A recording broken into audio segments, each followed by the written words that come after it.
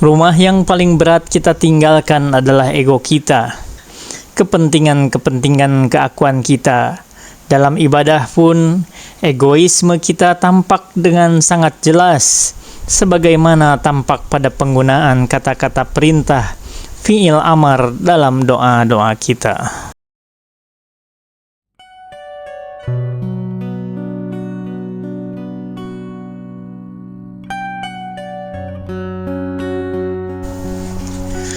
Halo Sobat Book Reading 12 yang berbahagia.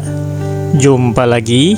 Kita akan melanjutkan pembacaan buku kita, masih dengan buku yang berjudul Doa Bukan Lampu Aladin, karya Jalaluddin Rahmat.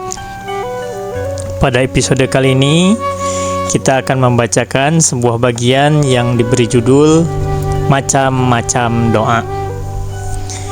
Bismillahirrahmanirrahim. Ada beragam tingkatan dalam doa. Yang paling awal tentu saja doa orang-orang awam. Doa ini ditandai dengan perintah-perintah seperti kita lihat di muka. Yang diharapkan dari doa itu isinya: yang pertama, agar diberi sesuatu, mengharapkan sesuatu atau takut pada sesuatu. Yang kedua, agar dilindungi. Doa macam ini berbunyi kurang lebih, Ya Allah, sesungguhnya aku memohon kepadamu surga dan berlindung kepadamu dari api neraka. Doa pada tingkat ini mengharapkan ganjaran dan dijauhkan dari siksaan, mengharapkan keberuntungan dan dijauhkan dari bencana, mengharapkan harta yang banyak dan depositonya diselamatkan. Jadi seluruhnya berada di antara ganjaran dan hukuman. Beribadah dengan mengharapkan ganjaran atau takut siksa sebetulnya boleh-boleh saja. Al-Quran dan hadis juga sering mengiming-imingi kita dengan pahala dan siksa. Misalnya, barang siapa membaca surah Yasin, dia akan memperoleh penjagaan dan keberuntungan. Barang siapa yang berangkat dari rumah dalam keadaan wudu, kemudian salat 2 rakaat di Masjid Quba, maka nilai ibadahnya sama dengan orang yang berumrah bersama Rasulullah Sallallahu Alaihi Wasallam. Dan dalam surah Ali Imran ayat 133, Allah menawarkan surga kepada kita.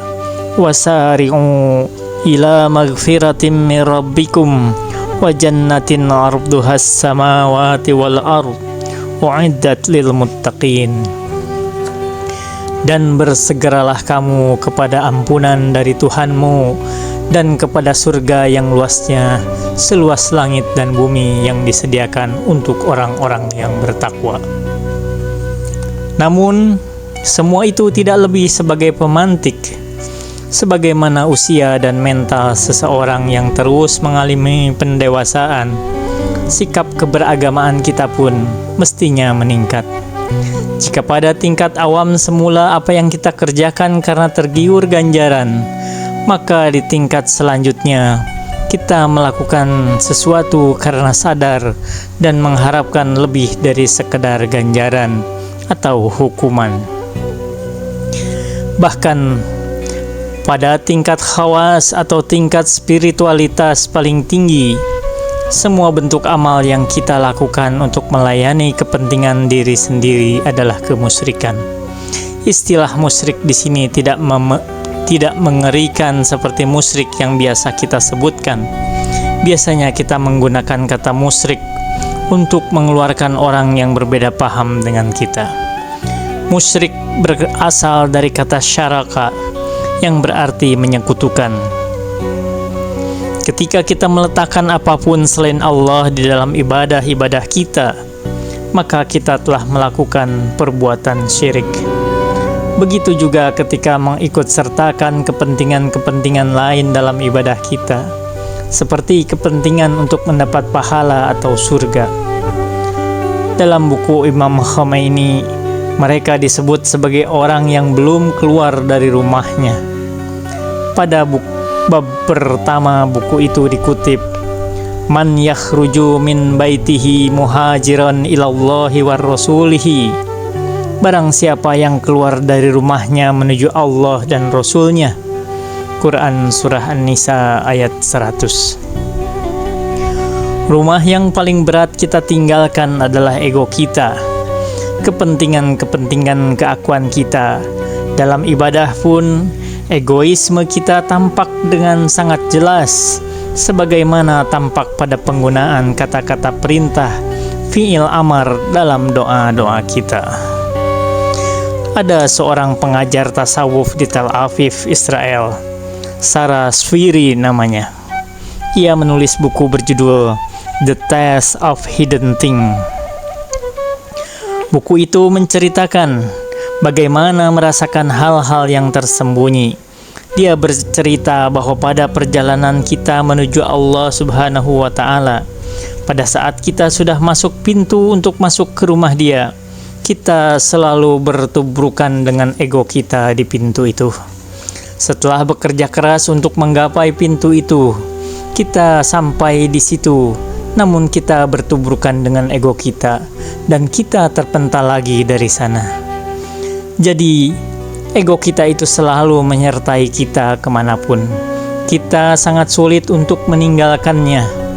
Jika masih tetap seperti itu, kita tidak bisa berjumpa dengan Allah Subhanahu wa Ta'ala. Egoisme dalam ibadah muncul ketika kita beribadah untuk memenuhi keinginan-keinginan kita.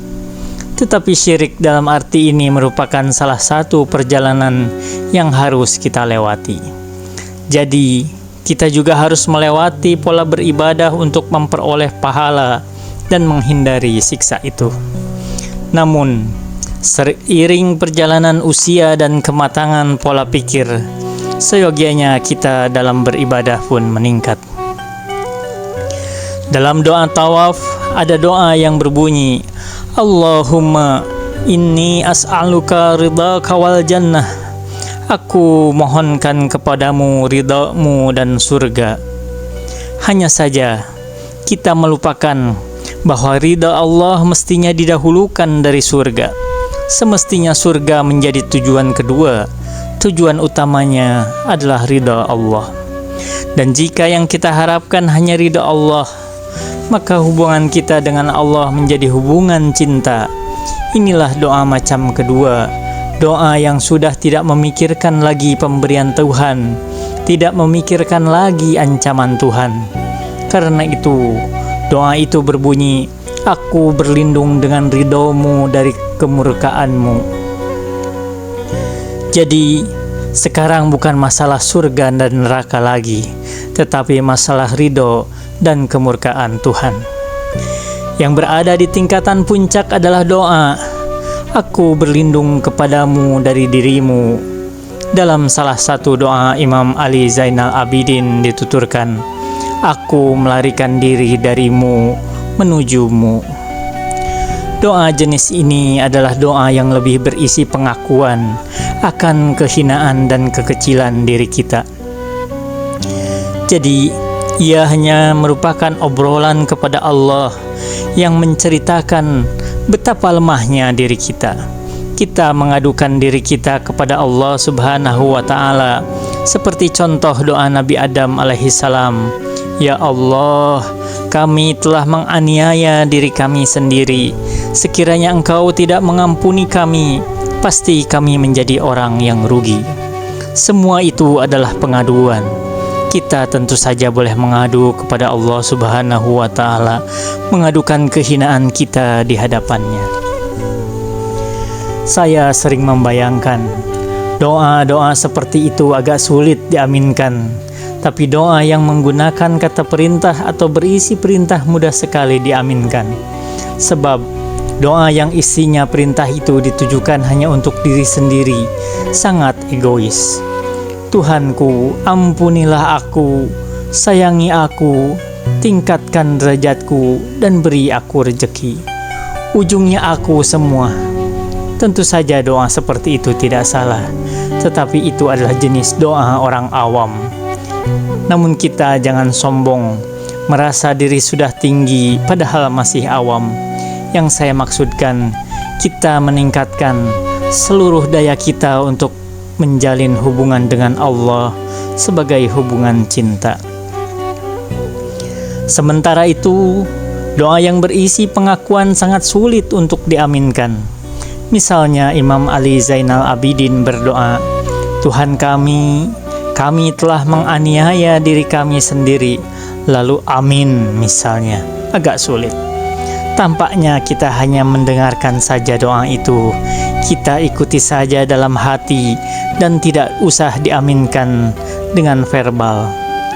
Mengaminkannya cukup dengan cara mengikuti seluruh hati kita. "Tuhanku, kepada dirimu kuadukan diriku yang memerintahkan kejelekan, yang bergegas melakukan kesalahan, yang tenggelam dalam kemaksiatan kepadamu, yang menjadikan aku orang yang celaka, yang terhina." Doa yang paling tinggi adalah doa yang merupakan bisikan cinta. Doa itu berisi rayuan seorang pecinta kepada kekasihnya.